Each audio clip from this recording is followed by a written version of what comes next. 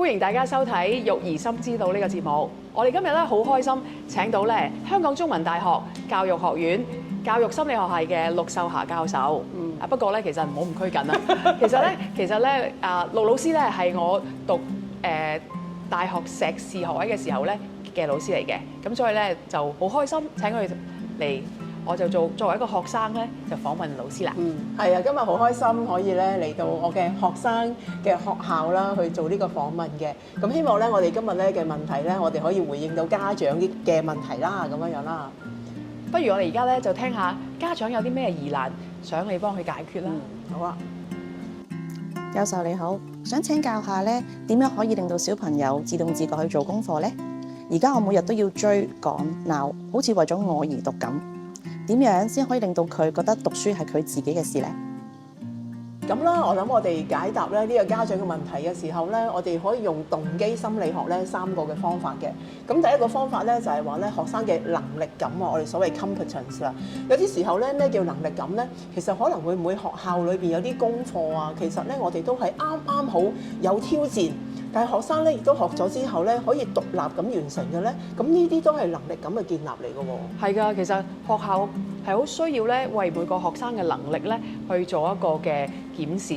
如果唔係咧，我哋往往俾佢嘅功課嘅時候咧，係遠遠超出佢嘅能力範圍咧，佢就會覺得我都唔識做，我好挫敗，佢就去逃避，就會唔想做啦。咁即係話我哋應該可能咧，即係學生能唔能夠自動自覺咧？其中第一個原因就係話，可能啲功課對佢嚟講唔係太深，亦都唔係太淺。啱好咧，做少少努力咧，其實佢能夠做到，其實呢個係一個滿足感嚟嘅。咁第二樣嘢咧，喺動機心理學裏邊咧，都會提到咧 autonomy 有自主性啊。其實咧，我哋咧即係提供一啲自主性嘅機會咧，俾學生咧係非常之重要嘅。例如咩自主性咧？例如可能咧家長會同小朋友講啦，例如我哋今日喺學校咧有4份功課喎，有數學啦，有中文啦，有可能咧有科學等等啦。其實你做邊一份先啊？嗱，唔好睇小咧呢一個問題喎。因為做邊一份先咧，其實可以咧帶到個學生咧自己去選擇咧自己嗰個學習嘅進度嘅。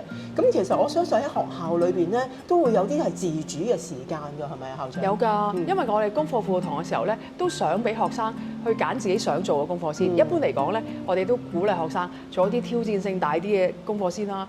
如果唔係咧，就係當然啦，我哋隔離都有老師從旁去指導。當遇有困難嘅時候咧，老師就會用一個帶引式嘅方法啦。當然唔會俾答案啦，就去指引佢啊。你諗下先，下一步係點樣做？因為咧喺一個有支援嘅底下，去做一啲程度較深嘅功課咧，其實咁會俾佢覺得有成長啦。我都做得到喎，而亦都唔係有嗰種無力感、無助感，就係我唔識都冇人幫啦，就係咁樣處理啦。係，所以喺家長咧喺屋企裏邊咧，就可能同學校有少少唔同啦，就視乎咧家長喺屋企嘅情況啦。咁如果例如小朋友咧有啲嘢可以自己做到嘅，咁可能喺屋企裏邊咧就自己做咗先。咁佢都有知咧對自己咧有一個嘅自主性咧會增加嘅。而第3樣嘢咧，我哋就話關係啊 ，relationship 啦。關係係咩意思咧？例如學校嘅學生中唔中意老師啊？咁原來咧，我哋發覺咧，由細到大，我哋都會睇下嗰堂，我哋想唔想上堂。例如咧，你細個中唔中意上我堂啊？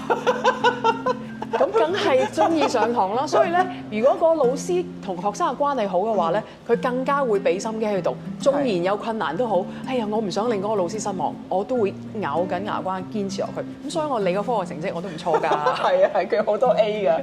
咁所以我哋會發覺咧，原來咧，我哋會問下小朋友㗎喎。今日咧你上堂嘅時候咧，邊個老師你好期待上㗎？咁你就會發覺，你會估下會唔會佢個科咧會特別好啲，因為佢會留心多啲啦，專心多啲啦。咁如果放喺屋企裏邊嘅時候咧，我哋會點做咧？就係可能咧，爸爸媽媽自己中意嘅科目啊，可能小朋友咧都會感受到嘅。所以如果你有啲嘢例如我好中意數學㗎，我哋同小朋友一齊做數先，其實咧都好緊要嘅。呢個就係關係上面嘅問題啦。咁所以咧回應翻咧自動自覺咧，我哋咧係有一架車嘅喎，就係 CAR 啦。C 就係 competence 啦，建立能力感。A 咧就係 autonomy 自主性，第3咧 relationship 咧就係關係。無論喺學校同埋家庭裏邊咧，其實我哋都需要咧呢一架車陪住我哋咧小朋友咧，去令到佢哋咧自動自覺嘅。所以無論咧佢哋揸法拉利好，還是揸古董車好，只要佢有動力去做咧，總會去到終點，唔好放棄。講得非常之好。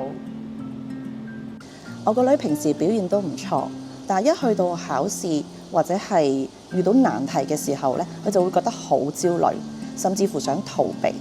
我哋點樣先可以幫佢建立翻輸得起嘅心態呢？咁咧家長咧就提問咧，就係有關即係輸唔起啊，或者係點樣輸得起嘅問題啦。咁我哋咧都有幾個回應啊。第一個回應咧就係話咧，學習失敗咧係非常之重要嘅，係嘛？你都試過失敗啊，係嘛？失敗好多次啦。咁因為其實面對住失敗咧，其實冇人中意失敗嘅，所以我哋咧學校都有一個失敗週，俾佢哋去入邊去遇上失敗，我哋點樣幫佢？係啊，希望佢習慣。因為其實咧人生就係充滿住失敗，但係反而咧知道即係學習失敗咧係重要係第一樣嘢啦。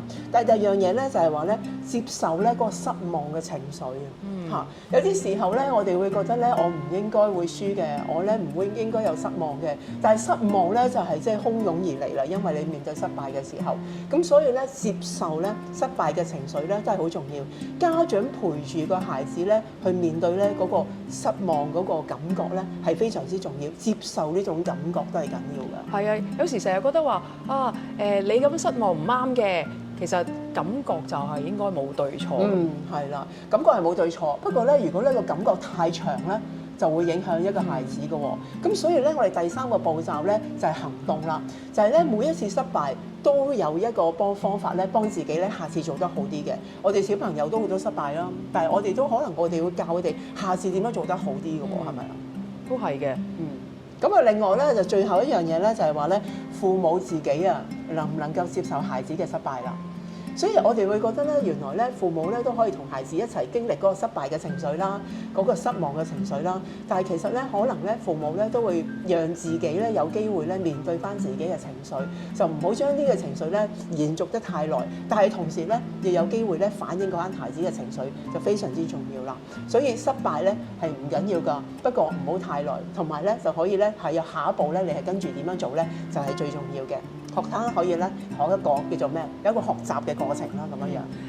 我哋學校都有時舉辦一啲活動親子比賽啦，因為我都目睹過喺啲親子比賽嘅時候咧，咁家長同小朋友一齊面對失敗啦，即係攞唔到獎啦，或者係可能喺比賽裏面跑第尾啦。咁但係我見到家長嗰個鼓勵嘅眼神啊，又或者家長同小朋友冇所謂，我哋一齊面對呢一個力量咧就好大啦。